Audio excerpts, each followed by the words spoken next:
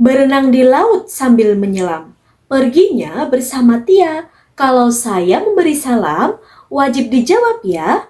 Assalamualaikum warahmatullahi wabarakatuh. Alhamdulillah, alhamdulillahirabbil alamin, wa bihi nasta'in wa ala umuri dunya waddin, wassalatu wassalamu ala asrofil anbiya'i wal mursalin, sayyidina Muhammadin wa ala alihi wa sahbihi ajmain. Amma ba'du. Yang saya hormati Ibu Resmita Kustanti SEMM selaku dosen pengampu mata kuliah Public Speaking. Yang saya hormati para hadirin dan teman-teman yang saya cintai dan yang saya banggakan.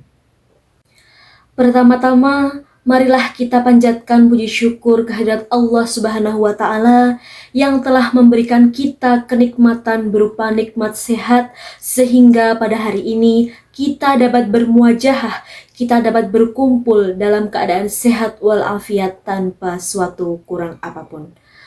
Yang kedua, sholawat serta salam marilah kita haturkan kepada junjungan kita Nabi Agung Muhammad Sallallahu Alaihi Wasallam yang telah membawa kita dari zaman jahiliyah menuju zaman Islamiyah, dari zaman kegelapan menuju zaman terang benderang, dari zaman unta menuju zaman Toyota, yang telah kita nantikan pula syafaatnya di yaumul kiamah nanti.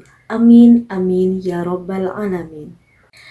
Hadirin yang berbahagia, izinkan saya di sini untuk menyampaikan 1-2 buah penggal kata yang bertema dunia remaja.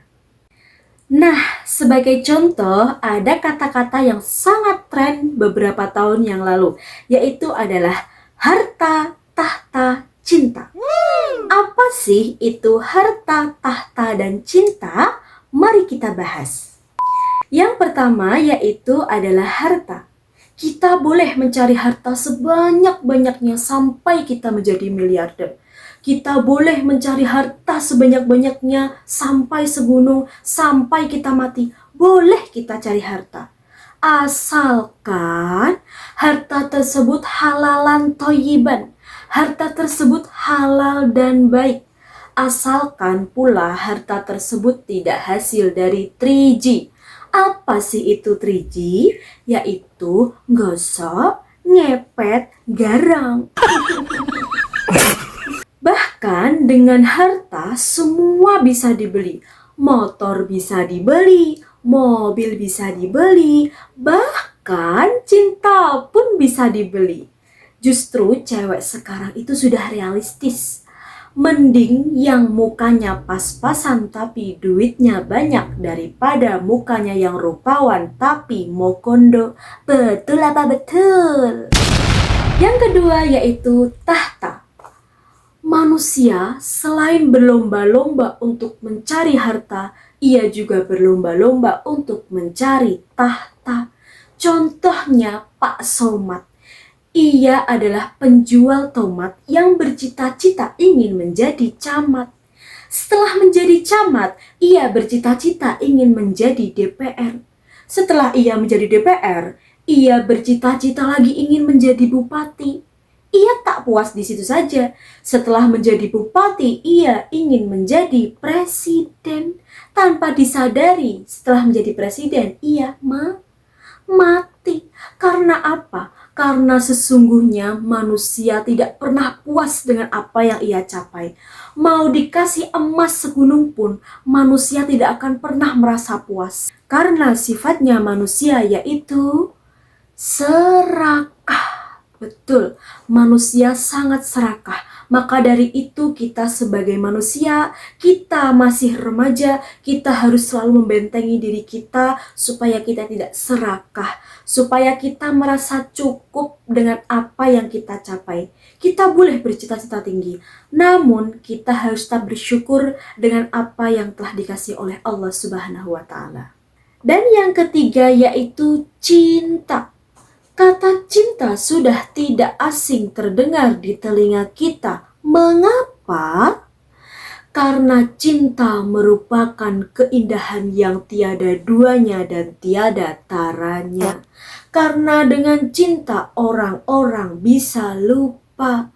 Makan lupa, minum lupa, sholat lupa, bahkan ratusan juta dia punya hutang pun juga lupa.